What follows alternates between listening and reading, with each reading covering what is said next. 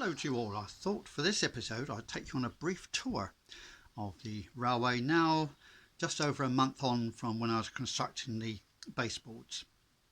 The rail is all laid onto 3mm thick cork, partly to deaden the sound but also to create quite an attractive backdrop to the rail, and something I can actually add to later on.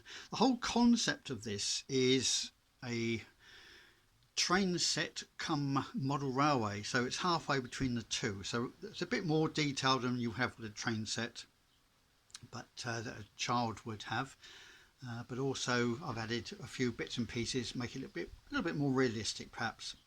So this is the turntable that normally comes with the 5 roads out, but I've added an extra couple here. And over here we've got sort of points and a coaling stage and water. And these turntables, they're just manually operated, but they're lovely. They just swing around. I'll try and show you that.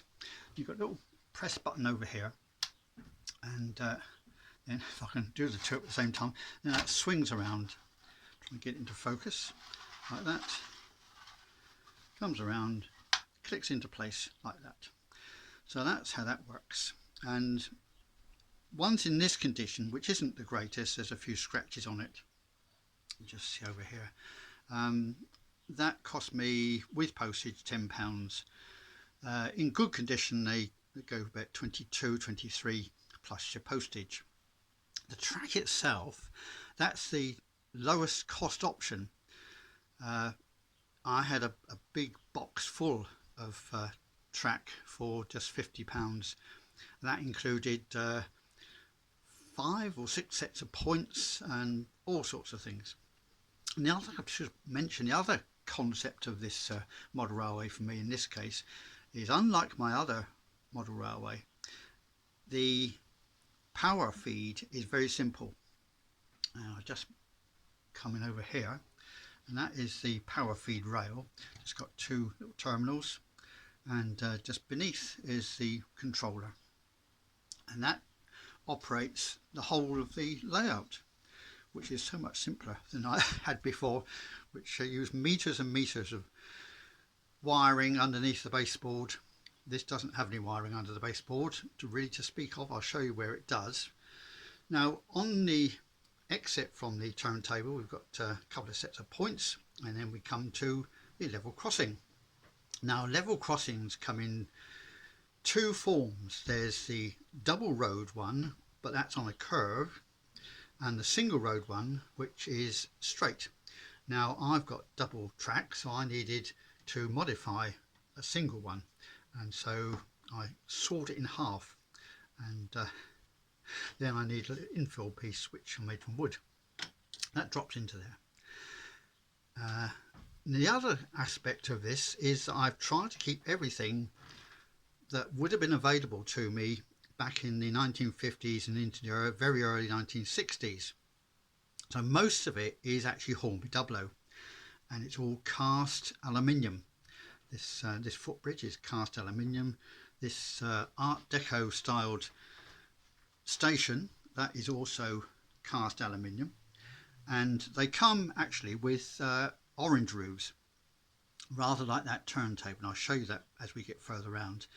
But these I've actually resprayed in green. Now that's because I wanted a difference between the 2 stations, well 3 stations we have actually, and we'll see that in a moment. And the signal box, there was available a signal box with a green roof. They're very rare and they're expensive, but anyway I just took the roof off and gave it a spray. So there we've got another one of these level crossings which I've converted from single track to 2 track, and round here we've got the beginnings of the scenic part. The other bit's going to go over there, and round here we have a lovely little thing, and that is the travelling post office, which connects a little mailbag which hangs on there and dumps it into that little receptacle there. You can see a mailbag in there.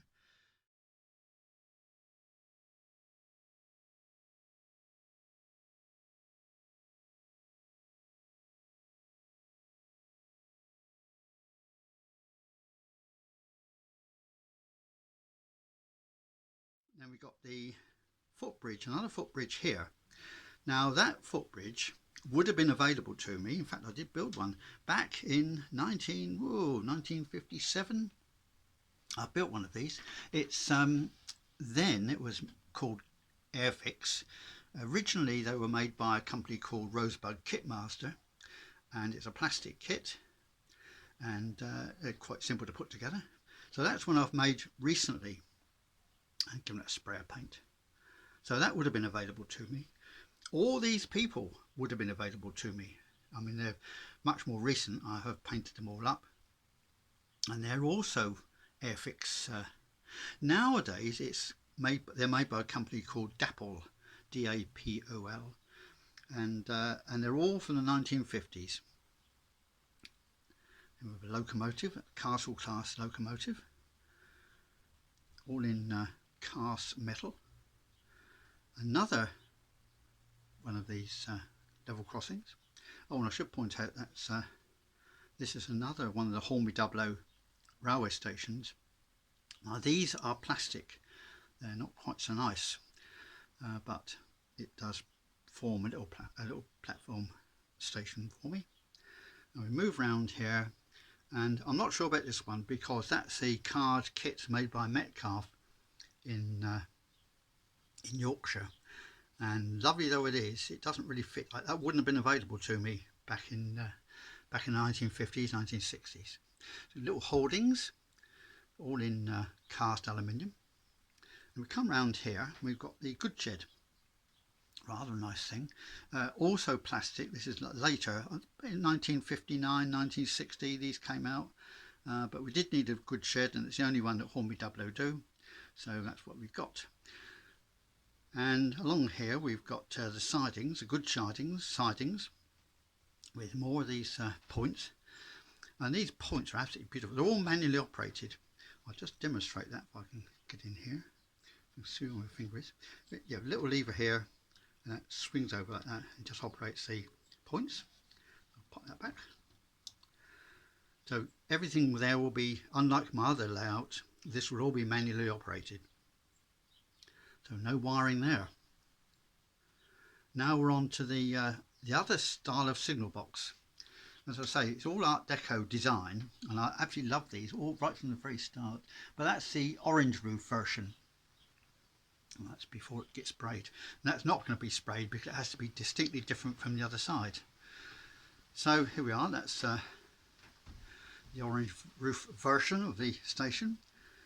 And the other thing that I've had to fudge a bit, if you can call it that, is the road vehicles, of which there were only a few, but Hornby Dublo did a thing called Dinky Dublo, which was Dinky Toy but in the Dublo scale, but they're so collectible, they're just ridiculously expensive, so I'm afraid I'm having to use Oxford Rail road vehicles where I'm having them. So over here we got some more of those people, and just coming towards the end now, we've got a water tower here. And now that again wouldn't have been available. I don't think that was available in 1959, 1960. I think it possibly came later, but I'll have to check on that. It's rather a nice water tower. It's made in this country. It's made in by Ratio, and who are part of Pico, and that is actually made down in Devon. So that's quite acceptable. Another footbridge, and then we come to the end of the line, and we've got the other turntable with another castle class locomotive on it. So that's the overview, and I'll share some more with you as things progress.